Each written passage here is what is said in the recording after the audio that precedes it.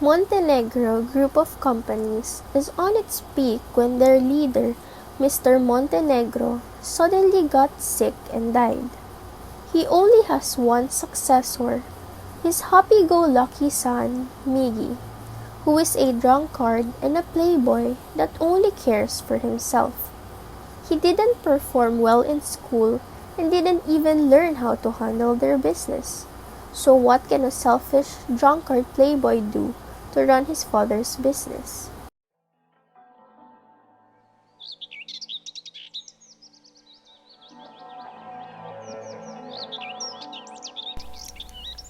Miggy, unready to replace his father, got scared and took off, not minding how the business will run.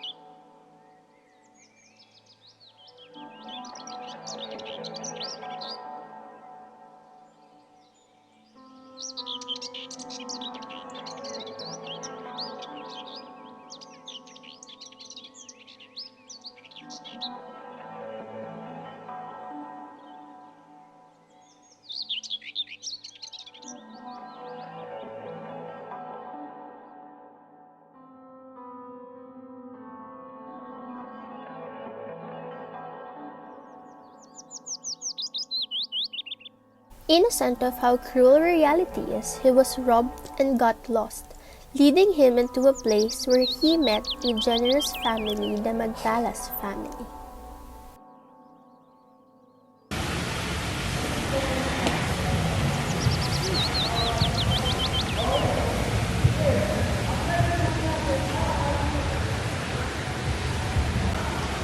Hey son, are you okay?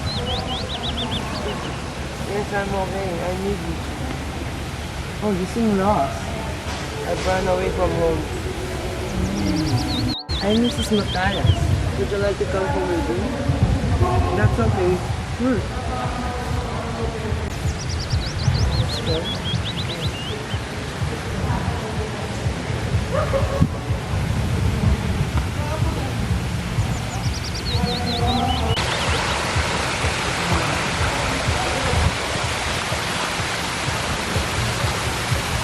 So here's my beloved home. So you are welcome to my house. Thank you.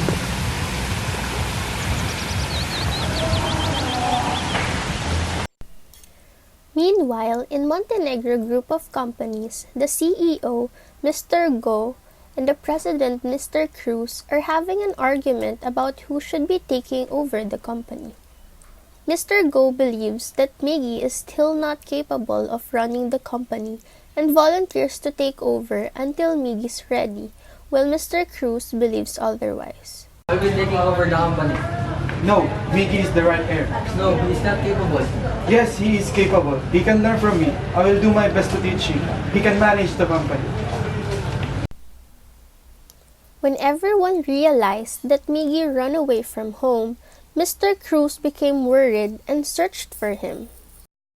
On the other hand, Mr. Go took advantage of the situation and laid his plan in taking over the company and getting the shares of Mr. Montenegro. I will be taking over now. I want you to work more hard than usual. No ifs, no buts. Now get to work.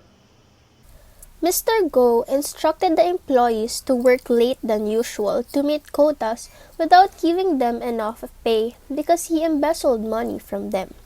He thinks they would never know they're not knowledgeable enough. Little did he know that his mistreatment would result to a huge loss. One day, while Mr. Cruz is busy finding Miggy, his secretary, Miss Santos, called to inform him.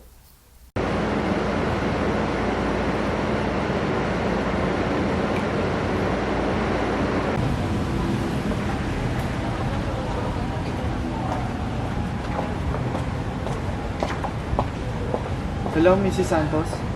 Good day, Mr. Cruz. I'm sorry to inform you that the airline of our company is being sold to our rival company, Villufuerte Group of Companies. And also most of our investors are doubting our capabilities on running our company. Because of Mr. Go's greediness, employees are starting to plot a labor union for they are being mistreated. Most of the production of our companies is also being depleted. Our company is in danger, Mr. Cruz. We need you ASAP. Oh no, don't worry, I will return ASAP. Mr. Cruz had no choice but to go back and come up with a solution. Without knowing the root of the problem, he decided to work on their troubled factory in Laguna and launch a new phase for their publishing company in order to recover from the loss. Weeks passed and the company still couldn't recover and is in danger of bankruptcy in 3 months.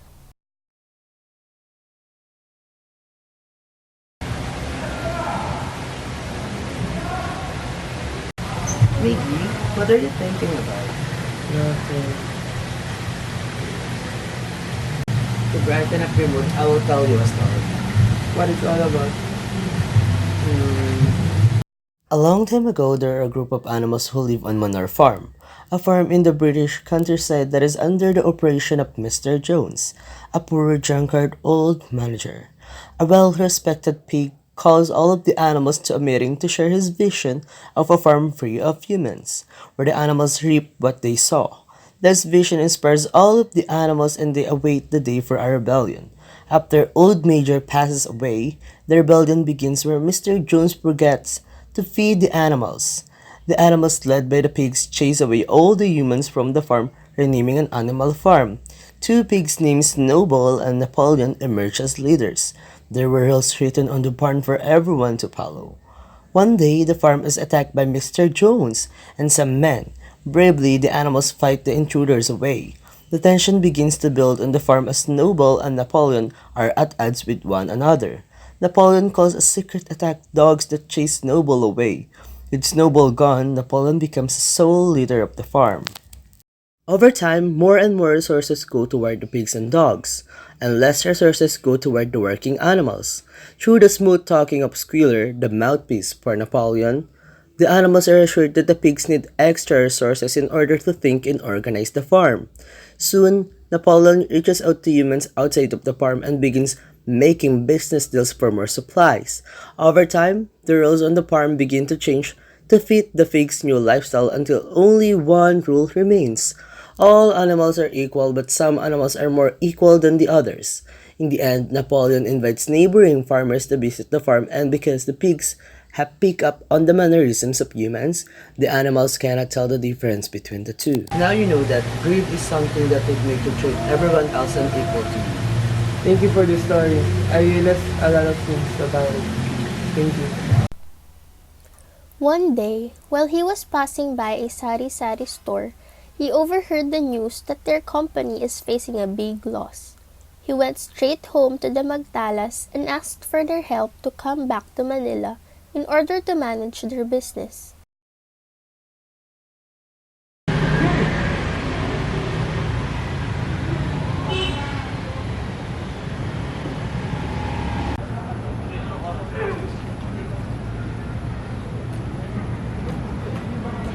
Hello, Mr. Cruz.